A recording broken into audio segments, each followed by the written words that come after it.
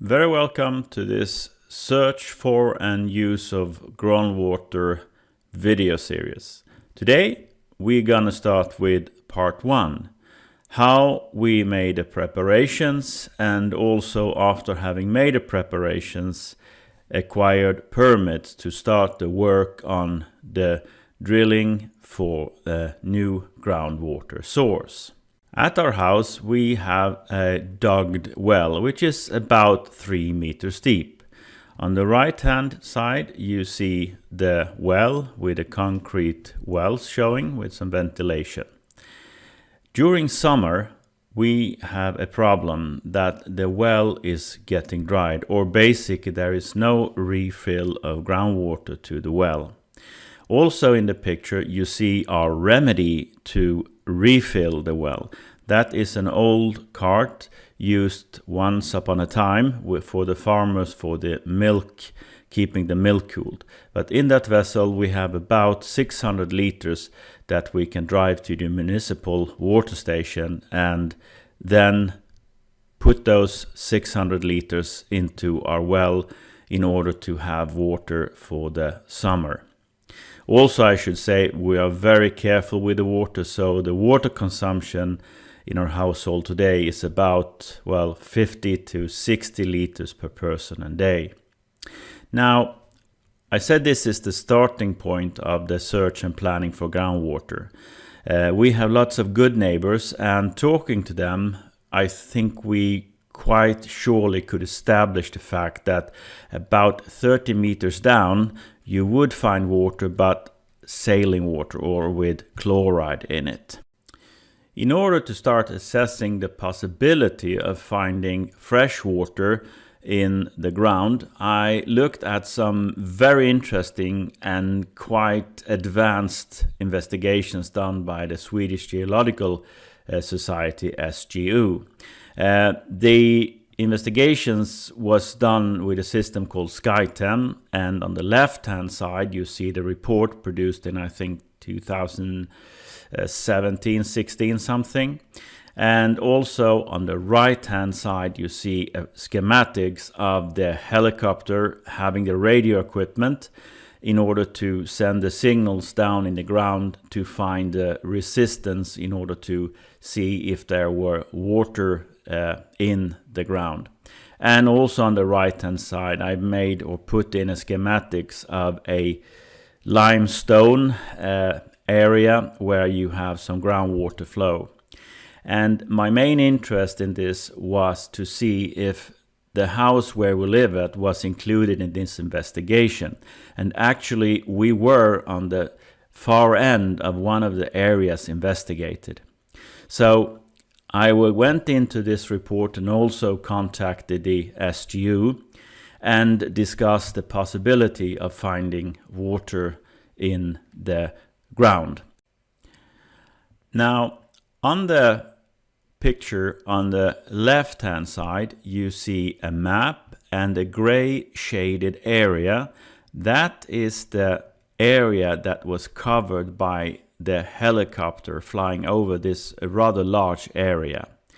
Now, moving down to the middle picture you see these blue lines.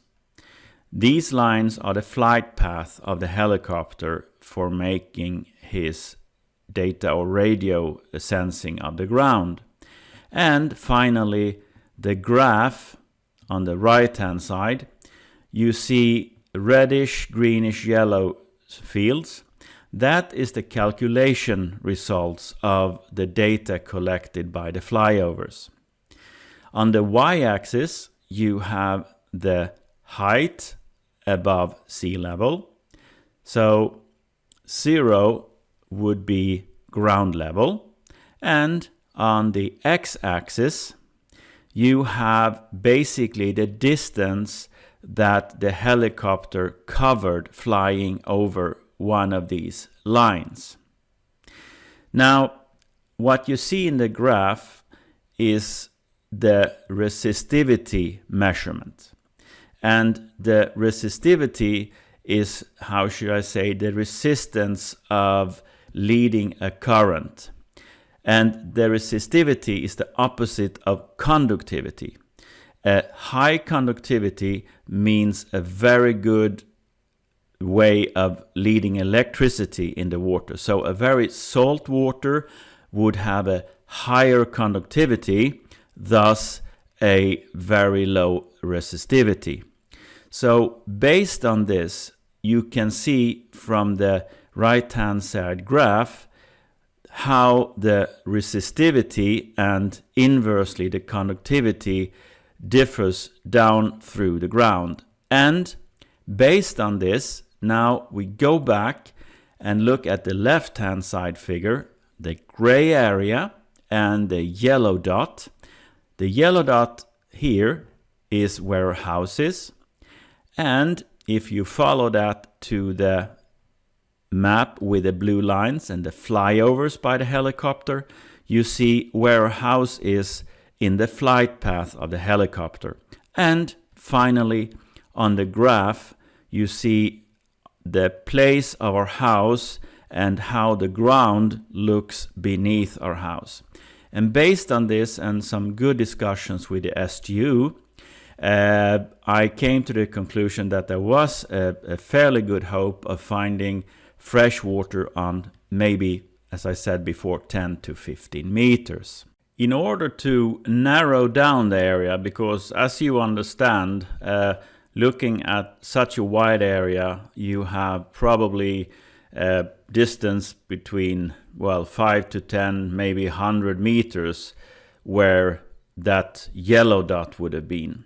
So I also called a person that has a knowledge in dowsing rod, and she went around on our lawn and checked for groundwater flows.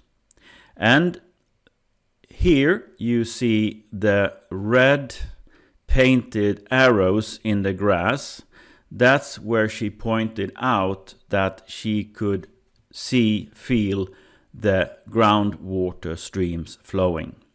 So based on science and good old experience, I narrowed it down to the stick that you see encircled by the red circle. And that point would be where I now would start the work of getting a drilling made to see if there would be water.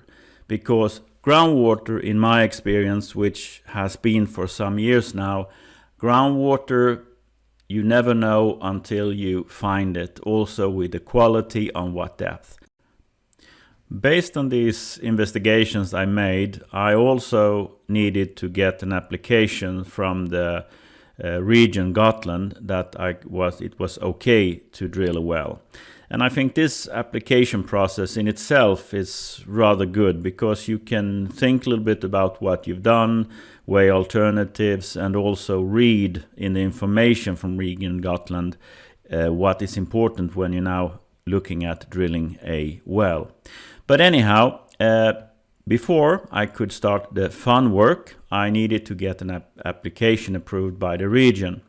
And my purpose of this well was, of course, to get a safe and secure water supply all year around, or getting drinking water also during the very hot parts of the summer when the groundwater, the dug groundwater well, did not refill or recharge. And the reason for its not refilling, of course, is that it was hot. You have also lots of vegetation, trees and stuff that will take care of the rainwater before it can enter down in the aquifer. And the next time you hear from me, we're gonna look at part 2 and the details and very exciting drilling bit of this video series. See you soon. Take care. Bye bye.